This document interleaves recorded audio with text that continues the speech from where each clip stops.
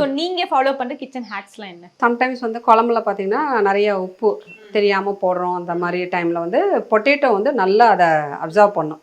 அந்த டைமில் வந்து உருளைக்கிழங்கு 2 போட்டு திருப்பி கொஞ்சம் நேரம் கொதிக்க வச்சா அந்த உப்பு வந்து அந்த உருளைக்கிழங்கு வந்து இழுத்துரும்ட்டு சொல்லுவாங்க. ஸோ அந்த மாதிரி அதே மாதிரி மாவு அரைச்சோம் அப்படின்னு சொன்னால் நிறைய பேர் என்ன பண்ணுவாங்க, அதுலேயே ஒரு கரண்டியை போட்டுருவாங்க. போட்டுட்டு தோசைக்கல் பக்கத்துலேயே எல்லாம் ஃபுல்லாக ஹீட்டாக இருக்கும் இல்லைங்களா, தோசைக்கல்லும் ஹீட்டாக இருக்கும், அது பக்கத்துலேயே வச்சு அந்த கரண்டியிலேருந்து தோசைக்கல்ல ஊற்றுவாங்க. திருப்பி அந்த கரண்டியை கொண்டு அது உள்ளே போடுவாங்க. இப்போ மாவு வந்து புளிச்சு போயிடும்.